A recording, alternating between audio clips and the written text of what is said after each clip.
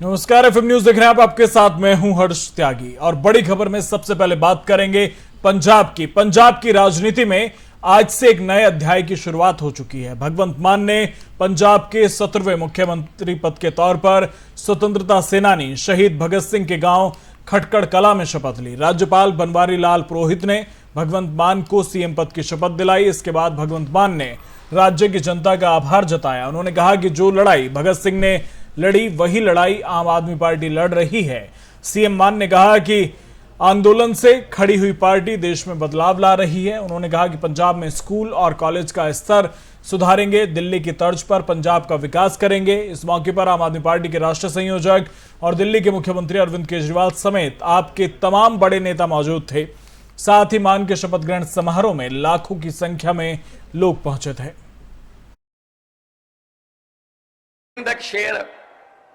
वो कहते इश्क करना सबका पैदाइशी हक है, इश्क करना सबका पैदाइशी हक है।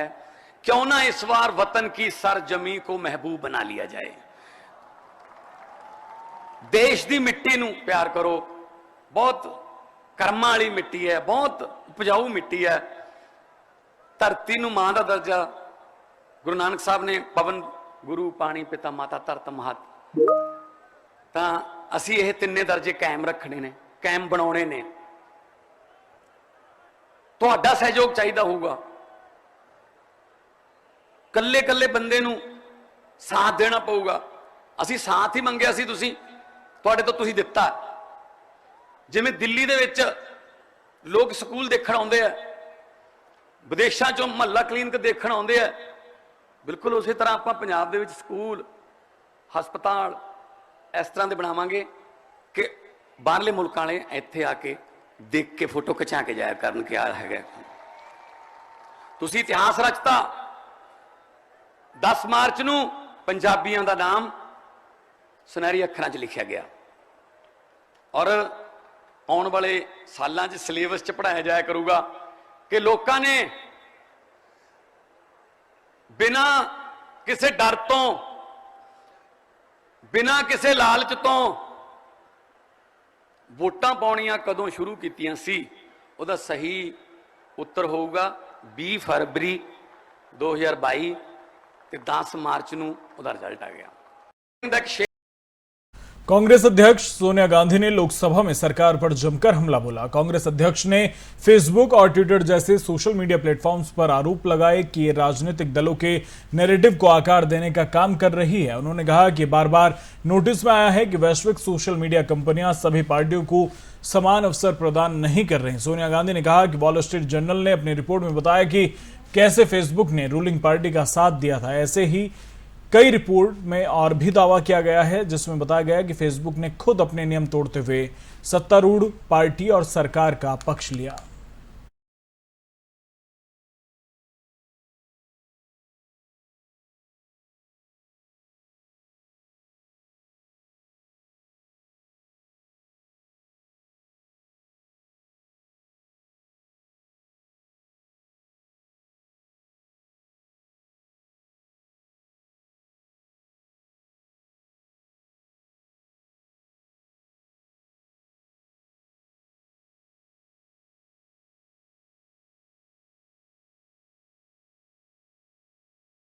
द कश्मीर फाइल्स फिल्म को लेकर इन दिनों पूरे देश में चर्चा हो रही है। बीजेपी फिल्म के बाद से ही कांग्रेस पर हमलावर है। बीजेपी कांग्रेस पर इतिहास को छिपाने का आरोप लगा रही है, तो वहीं फिल्म को लेकर शिवसेना सांसद हरीश रावत ने भी बयान दिया है। माफी चाहेंगे, संजय राउत ने भी बयान दिया और क्या कुछ कहा उन्होंने, सुनिए।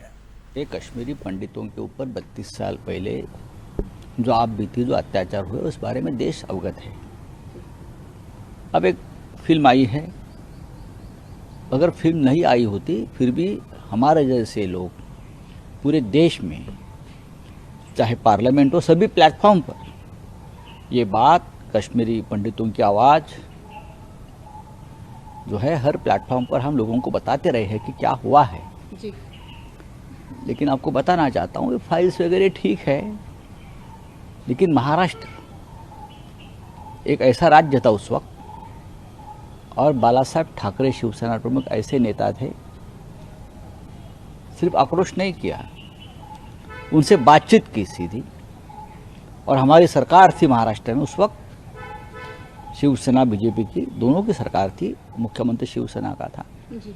तो बाला साहब ने पूछा कश्मीरी पंडितों के नेताओं से कि मैं आपके लिए क्या कर सकता हूँ, अगर मेरे हाथ में हथियार होते तो मैं आपको हथियार भेज देता, लेकिन अभी मैं क्या करूँ। तो कहा कि साहब हमारे बच्चे ही विस्थापित है, उनके एजुकेशन का प्रॉब्लम है, तो हमारे लिए कुछ सीटें आप रिजर्व करिए मेडिकल इंजीनियरिंग में। तो बाला साहब ठाकरे ने तुरंत सरकार को आदेश दिया और कश्मीरी पंडितों के लिए, उनके बच्चों के लिए महाराष्ट्र में 5% रिजर्वेशन रखने वाला मेडिकल इंजीनियरिंग में ये पहला राज्य रहा। बाला साहब ठाकरे पहले नेता रहे जी। तो हमें उनका आक्रोश मालूम है, उनकी वेदना मालूम है, सब कुछ मालूम है, लेकिन इतिहास जो होता है वो इतिहास होता है, सच छुपाने की कोशिश मत कर। हिजाब विवाद मामले पर सुप्रीम कोर्ट होली के बाद सुनवाई करेगा। कर्नाटक हाईकोर्ट के फैसले को सुप्रीम कोर्ट में चुनौती दी गई है। हाईकोर्ट ने स्कूल ड्रेस को सही ठहराया था। आपको बता दें कि इस पूरे मामले को लेकर अब सुप्रीम कोर्ट पहुंचे हैं और होली के बाद सुप्रीम कोर्ट इस मामले पर सुनवाई करेगा। आपको बता दें कि कर्नाटक हाईकोर्ट के आदेश को सुप्रीम कोर्ट में चुनौती दी गई है। हिजाब विवाद को लेकर कर्नाटक हाईकोर्ट ने फैसला सुनाया था और कहा था कि हर स्कूल, हर संस्था को यह हक है, यह अधिकार है कि वो स्कूल का ड्रेस कोड तय करे और सभी छात्रों को उसे मानना अनिवार्य होगा।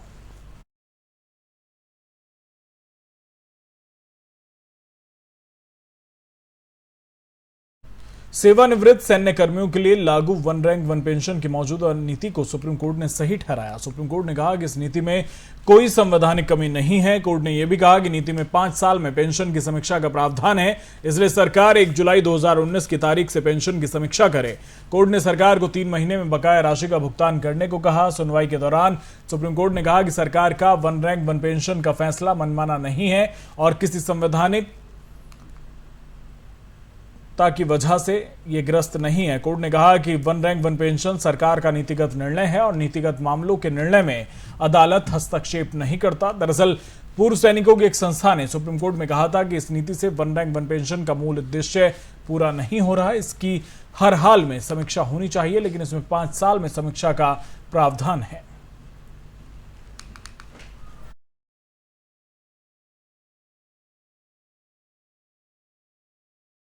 हिजाब मामले को लेकर असम के सीएम हिमंता बिस्वा शर्मा ने क्या कुछ कहा, वो आपको सुनाते हैं। मुसलमान का जो पहला कर्तव्य है, जहां तक मैं जानता हूं कुरान को, शिक्षा लेना है। हिजाब का बात पीछे आता है, शिक्षा पहले आता है। तो स्कूल को कोई हम रिलीजियस ड्रेस कंपटीशन का एक मंच ना बनाए, ना हिंदू को अपना रिलीजियस ड्रेस पहनना चाहिए, ना मुसलमान को अपना रिलीजियस ड्रेस पहनना चाहिए। जो स्कूल का यूनिफॉर्म है वही पहनो, फिर घर में जाके आराम से जिसको जो मन है वो पहनो, उसमें तो कोई बाधा नहीं है। तो इसीलिए कर्नाटक का हाईकोर्ट का जो जजमेंट है वो लॉजिकल है और मेरा नहीं लगता है उसमें किसी को दुख नहीं लगना चाहिए। ये तो एक पीएफआई लोग ने ये सिखा दिया था, लेकिन अगर वो रास्ता में मुसलमान चले, दूसरा रास्ता में हिंदू चलेगा, तो भारत का धर्मनिरपेक्षता स्कूल में शिक्षा होगा कि स्कूल में ही हमारा जो भाईचारा है वो टूट जाएगा या टूटने का शिक्षा होगा। तो इसीलिए कर्नाटक हाईकोर्ट का जो जजमेंट है वो बहुत ही लॉजिकल है और हमारा कोई मुसलमान भाई बहन को सोचना नहीं चाहिए ये जजमेंट उनका खिलाफ है। रादर ये judgment is in right step towards implementing the dictate of Quran. UP के विधानसभा चुनाव में बहुजन समाज पार्टी को करारा झटका लगने के बाद अब बसपा सुप्रीमो मायावती पर सवाल उठने लगे। पहली बार यूपी में बसपा महज 12% वोट शेयर पर ही सिमट गई और सिर्फ 1 सीट पर ही जीत मिल पाई है। इस पर तंज कसते हुए दलित नेता और रिपब्लिक पार्टी ऑफ इंडिया के चीफ रामदास अठावले ने मायावती पर तंज कसा है। केंद्रीय मंत्री ने मायावती पर तंज कसते हुए मायावती को आराम करने की सलाह दी। तो केजरीवाल जी को 92 सीटें वहां मिली है, लेकिन मेरा मत ये था कि भाई अकाली दल ने बीजेपी के साथ आना चाहिए था। अगर किसानों के कानून पीछे लिए थे, उन्होंने मतलब बीएसपी को साथ में लेकर, वहाँ जो बीएसपी अभी डिडेड हो गई है, जो बीएसपी अभी इतनी ताकतवर नहीं रही है, ऐसे बीएसपी को साथ में लेकर अकाली को कोई फायदा होने वाला तो नहीं था, लेकिन उन्होंने बीएसपी को साथ में लिया। जब कानून की बात थी तब की बात ठीक है कि हमारी कौर मैडम जी ने एनडीए से बाहर वो मतलब अकाली दल गया था, उन्होंने रिजाइन भी दे दिया था अपना कानून के लिए। लेकिन अगर कानून पीछे लेने के बाद तो एक सॉफ्ट राजनीति जो होती है, फायदे की राजनीति होती है, उस पर माननीय प्रकाश सिंह बादल जी ने विचार करना चाहिए था। और बीजेपी के साथ अगर वो आ जाते थे तो शायद आज आम की सत्ता दिखती, वहाँ अकाली बीजेपी की सत्ता दिखती थी। 40-45 सीटें आम आदमी पार्टी की कम करने के लिए ये अलायंस का बहुत अच्छा उपयोग हो सकता था। लेकिन ठीक बात है, हम अरविंद केजरीवाल साहब का आभार व्यक्त करते हैं या उनको बधाई देते हैं। जो हमारे मान जो है अभी मतलब वहाँ के सीएम तो बन रहे हमारे भगवंत मान, देखते हो कितनी बढ़ाते हैं पंजाब की शान। मतलब अभी उनको तो मुख्यमंत्री पद मिल रहा है, लेकिन पंजाब के विकास में वो कितना काम करते हैं हम देखते हैं। हमारे पार्लियामेंट में बहुत आवाज़ उठाते थे, लोकसभा में अब मतलब उनको मौका मिला है तो पंजाब का विकास करें। हमारी सरकार उनको पूरा सहयोग दे देगी। हमारी सत्ता आई नहीं इसीलिए उनका विरोध करने की नरेंद्र मोदी की भूमिका नहीं है। नरेंद्र मोदी जी जो योजना बनाते हैं वो देश के हर कोने कोने के लोगों को उसका फायदा होता है। तो हमारी सत्ता है क्या नहीं है उसका कोई मतलब नहीं है, देश के लिए वो योजना होती है। तो इसीलिए मतलब अभी वहाँ तो सफलता मिली है। अभी उत्तर प्रदेश में मायावती, माननीय सुश्री मायावती को 1 सीट मिली है। इसका मतलब पूरी बीएसपी की बेइज्जती हो गई है। मायावती से दलित समाज टूटता जा रहा है और वो अलग होता जा रहा है। अभी उसकी जगह लेने का पूरा अधिकार आरपीआई को है। रिपब्लिकन पार्टी ऑफ इंडिया वहाँ एक जमाने में सत्ता में पार्टी रही है। हाथी सिंबल हमारा था और उस हाथी को मतलब दोबारा हमारे पास लाने के लिए और मतलब पूरा दलित वोट, पूरा तो नहीं लेकिन जो दलित वोट है मैक्सिमम, वो अपनी तरफ लाने के लिए हम कोशिश करेंगे। तो कश्मीरी पंडितों के नरसंहार पर बनी film the Kashmir files in दिनों काफी चर्चा में है। एक तरफ जहां फिल्म को काफी अच्छा रिस्पांस मिल रहा है, वहीं दूसरी तरफ कई जगह पर इसे टैक्स फ्री तो कहीं बैन करने की भी मांग की जा रही है। इस फिल्म के बारे में पीएम मोदी समेत कई वरिष्ठ नेता अपनी प्रतिक्रिया दे चुके हैं और इसी तरह केंद्रीय मंत्री गिरिराज सिंह भी कश्मीर फाइल्स देखने के बाद भावुक हो गए। में हम बच्चे थे, लेकिन देश के हालात कश्मीर में जो हुआ है और देश में जिस ढंग से कट्टरपंथियों का कई इशू, चाहे हिजाब को लेकर के हो, मैं तो कहता हूं कि जिन्होंने बनाया इसे गांव-गांव में दिखाना चाहिए कि देश के हालात कश्मीर से कम नहीं। में हम कांग्रेस लीडर और पूर्व कैबिनेट मंत्री कपिल सिब्बल को लेकर राजस्थान के मुख्यमंत्री अशोक गहलोत ने बड़ा बयान दिया। अशोक गहलोत ने कहा कि कपिल सिब्बल को सोनिया गांधी के आशीर्वाद और राहुल गांधी के सहयोग से कांग्रेस में एंट्री मिली। सीएम गहलोत ने कहा कि कपिल सिब्बल कांग्रेस संस्कृति के व्यक्ति नहीं हैं, वे बहुत बड़े वकील हैं, देश के माने हुए वकील हैं। कांग्रेस में उनकी एंट्री हो गई है, बस कांग्रेस की संस्कृति में रगड़ाई होने के बाद में एंट्री होती है। कपिल सिब्बल जी कोई कांग्रेस संस्कृति के व्यक्ति नहीं है। कपिल सिब्बल जी बहुत बड़े वकील हैं, इसमें कोई दो राय नहीं, माने वकील रहे देश के, अभी है भी, और वो कांग्रेस में उनकी एंट्री हो गई।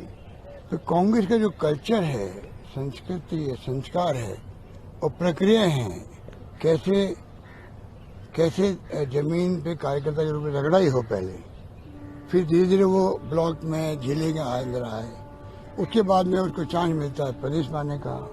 कोई विधायक बनता है, कोई मेंबर पार्लियामेंट बनता है, कोई मंत्री बनता है, कोई मुख्यमंत्री बनता है, कोई कुछ नहीं बनता है, वो काम करता रहता है। तो कपिल सिब्बल साहब को बहुत चांस मिला है। सोनिया गांधी जी के आशीर्वाद से, राहुल गांधी के सहयोग से उनको केंद्रीय मंत्रिमंडल में जगह मिली है। वो पार्टी के स्पोक्स पर्सन भी रहे हैं और उनके मुंह से ऐसे अल्फाज निकलना बहुत ही दुर्भाग्यपूर्ण है।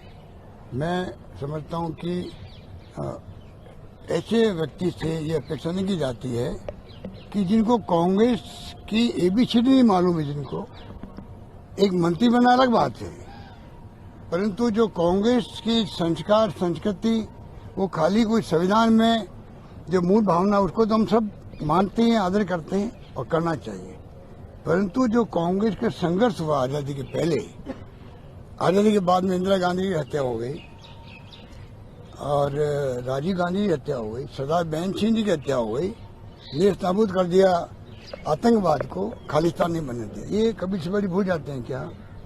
और इस परिवार का कोई व्यक्ति, गांधी परिवार का कोई व्यक्ति पिछले 30 साल में ना तो मंत्री, ना मुख्यमंत्री, ना प्रधानमंत्री बना है। फिर भी देशवासी चाहते हैं, हर जाति, हर वर्ग, हर धर्म, हर भाषा बोलने वाले लोग, हर क्षेत्र के लोग, दक्षिण के हो या पूर्व के, पश्चिम के हो, उत्तर के हो, सब चाहते हैं कि अगर कांग्रेस को एकजुट रखना है तो गांधी परिवार के नेतृत्व में एकजुट रह सकती है। ये अगर विश्वास या क्रेडिबिलिटी उनकी बनी हुई है तो आज हर कांग्रेस उनके साथ में है। कभी 5 राज्यों में हुए विधानसभा चुनाव में कांग्रेस की करारी हार के बाद कांग्रेस बदलाव के दौर से गुजर रही है और इस कड़ी में पंजाब कांग्रेस अध्यक्ष नवजोत सिंह सिद्धू ने आज अपने पद से इस्तीफा दे दिया। पार्टी के अंतरिम अध्यक्ष सोनिया गांधी ने उत्तर प्रदेश, उत्तराखंड, पंजाब, गोवा और मणिपुर के पीसीसी अध्यक्षों के इस्तीफे की मांग की थी। मंगलवार को पार्टी के मुख्य प्रवक्ता रणदीप सुरजेवाला ने ट्वीट किया कि कांग्रेस अध्यक्ष सोनिया गांधी ने उत्तर प्रदेश, उत्तराखंड, पंजाब, गोवा और मणिपुर के प्रदेश इकाइयों के अध्यक्षों से इस्तीफा देने के लिए कहा है ताकि कमेटियों का पुनर्गठन किया जा सके।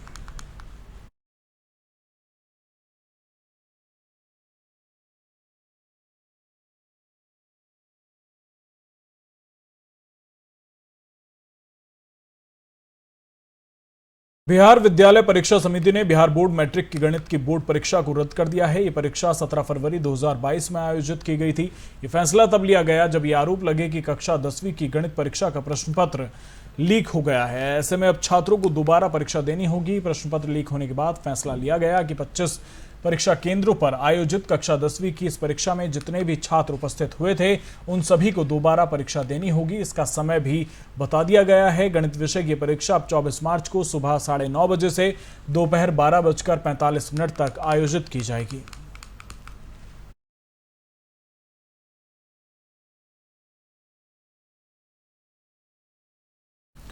संयुक्त राष्ट्र महासभा में मंगलवार को इस्लामोफोबिया से निपटने के लिए 15 मार्च को अंतर्राष्ट्रीय दिवस मनाए जाने को लेकर एक प्रस्ताव पारित किया गया। भारत ने अंतर्राष्ट्रीय इस्लामोफोबिया दिवस घोषित किए जाने पर यूएन में अपनी चिंता जाहिर की। भारत ने कहा कि हिंदू, बौद्ध और सिख धर्मों के विरुद्ध भी फोबिया बढ़ रहा है। ऐसे में किसी एक धर्म विशेष के खिलाफ ही फोबिया को इस तरह पेश किया जा रहा है कि इसके लिए अंतर्राष्ट्रीय दिवस घोषित करना पड़ा। संयुक्त राष्ट्र में प्रस्ताव को स्वीकार किए जाने पर भारत के स्थायी प्रतिनिधि टीएस तिरुमूर्ति ने संयुक्त राष्ट्र महासभा में कहा कि भारत समझता है कि पारित प्रस्ताव कोई मिसाल कायम नहीं करता। इससे कई और धर्मों से संबंधित फोबिया के प्रस्ताव भी संयुक्त राष्ट्र महासभा में आएंगे और संयुक्त राष्ट्र धार्मिक खेमों में बढ़ जाएगा। उन्होंने आगे कहा कि यह जरूरी है कि संयुक्त राष्ट्र ऐसे धार्मिक मामलों में ना पड़े। यह हमें शांति और सद्भाव के एक मंच पर साथ लाने और दुनिया को एक परिवार मानने के बजाय विभाजित करने की कोशिश करता है।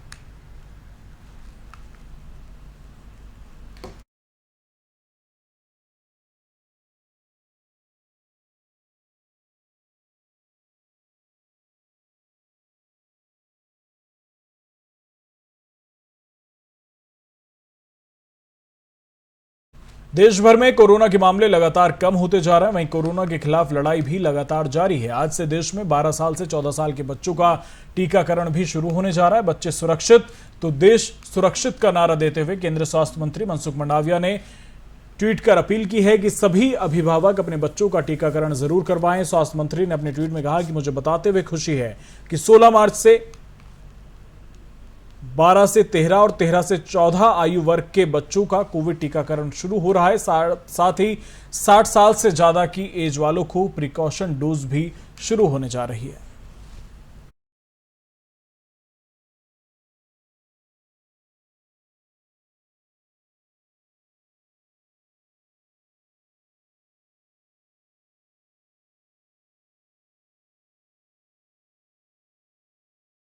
फिलहाल मेरे साथ इतना ही। बने रहिए एफएम न्यूज के साथ। नमस्कार।